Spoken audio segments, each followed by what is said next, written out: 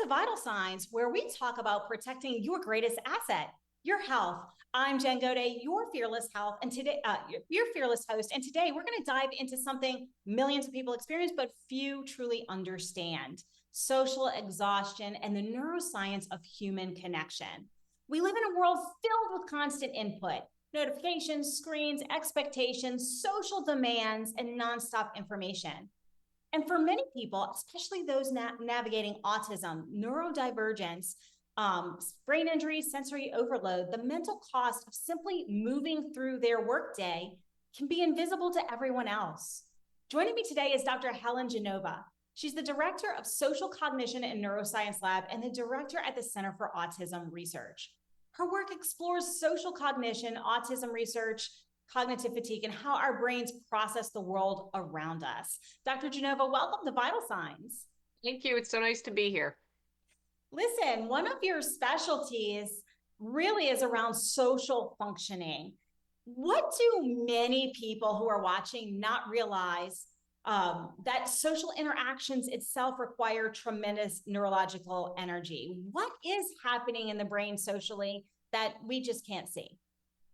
So, when you're being social with someone, there's a number of things that are happening in the brain. So, let's say, you and I are having a conversation right now. It's a social exchange, right? So, there are things that I am keeping in mind as we're speaking to you in the hopes of, for example, being appropriate, socially appropriate. So, when I meet a friend, or a person for the first time in the hopes of being their friend, there are things that I'm going to start off with, tell them, but there are probably things that I'm going to not tell them, right? And so I'm constantly sort of picking and choosing which information to present to another person, what information to hold back. When you're with a friend who's been your friend for years, you're still doing that, right? How much are you listening and responding to what they're saying versus putting your needs forward? So when we're being social, it can, for some people, be a bit draining because you're constantly using all of these cognitive processes without even realizing it. And for people on the spectrum, that's even more so. Can you dive into that a little bit more? What challenges are unique to those who are on the spectrum? How is it more challenging for them? What is it maybe that they're having to process that non-neurodivergent folks aren't? Yeah. So that's a great question. One of the things that people on the spectrum can kind of struggle with, this is an example, is something called perspective taking, which is really sort of putting yourself in the mind of the other person that you're with. And so let's say, you and I are having a conversation, we're meeting for the first time. As I'm speaking to you, I'm looking at your face. I'm trying to see, is she bored with what I'm saying? Is she excited by what I'm saying? Does she want me to pause now and let her have a chance? So I'm not only focusing on what I'm saying, but I'm monitoring what your face and your body language is telling me, and then I'm adjusting. Oh, she's looking a little bored, her eyes are glazing over, let me say something more exciting, or maybe ask her a question.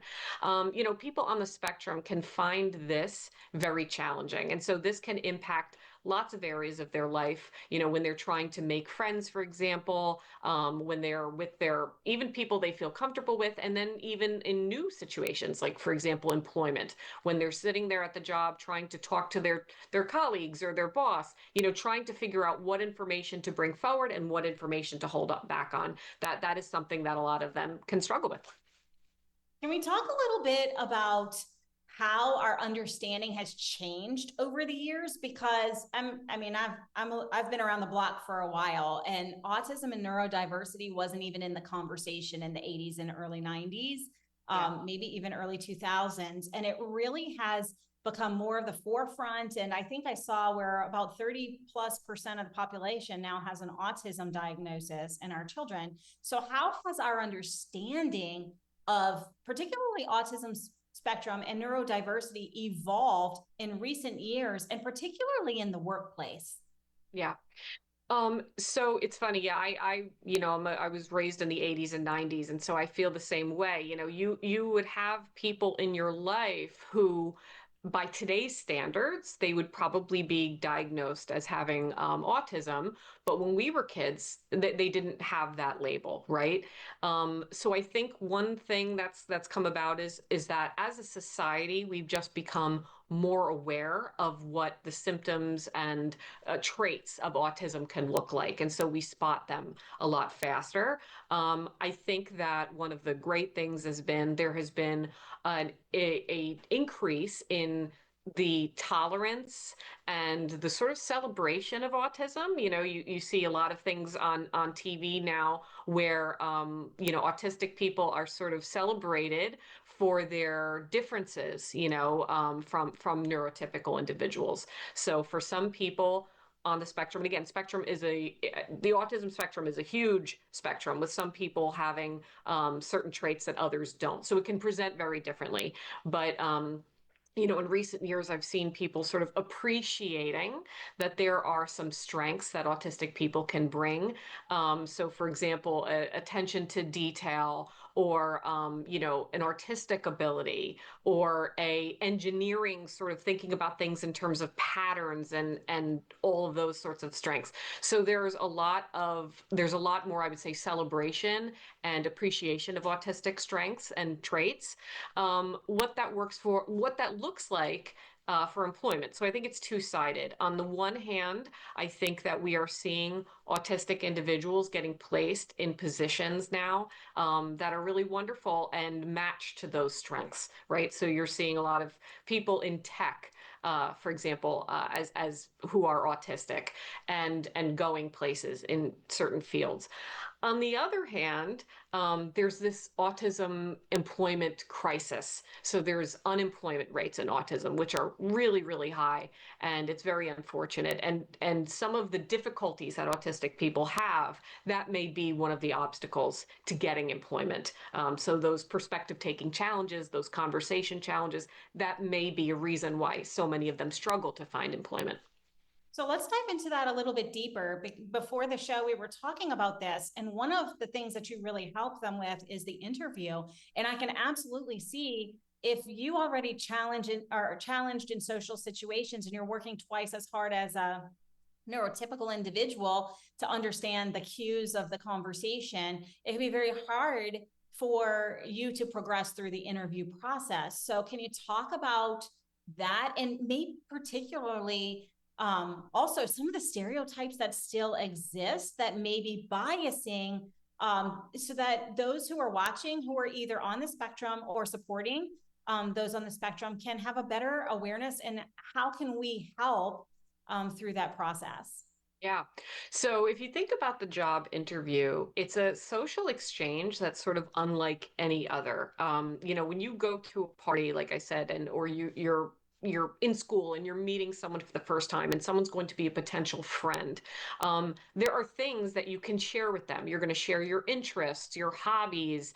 You may find some common ground, for example, in, hey, have you seen this movie? I love that movie, and so you find some commonalities with a person in the efforts to be a friend, right? And that might be something that might be a little bit easier.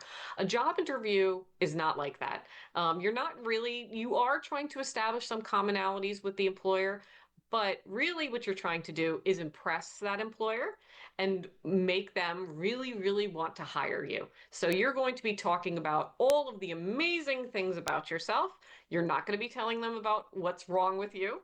And in terms of what's amazing about yourself, you're also trying to look a little bit humble, right? So you can't be like, oh, please, I'm the best at this job. You're never going to get anybody better. You can't say that. You have to say things like, well, my last supervisor told me that I was very, so you're always trying to balance sharing really great information about yourself and staying humble and keeping back information that is not relevant.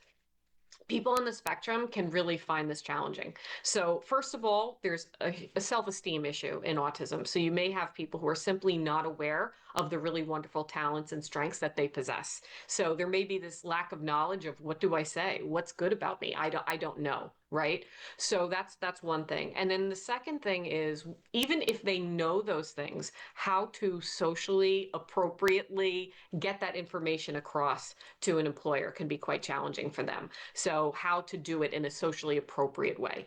And so sometimes what people on the spectrum will talk about things that they feel comfortable with that are not relevant to the job. So you might see someone talking about their favorite hobby or movie. And meanwhile, the employer is sitting there going, I was expecting to hear about your talents and your skills, and why are we talking about Star Wars, for example?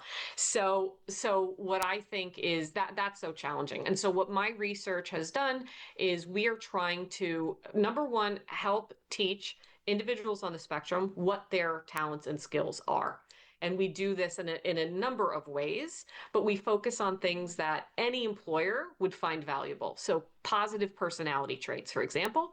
And then the second thing we do is practice with them again and again and again how to socially appropriately describe those things to another person. And we do that with our program called KF Stride, which stands for Kessler Foundation Strength Identification and Expression.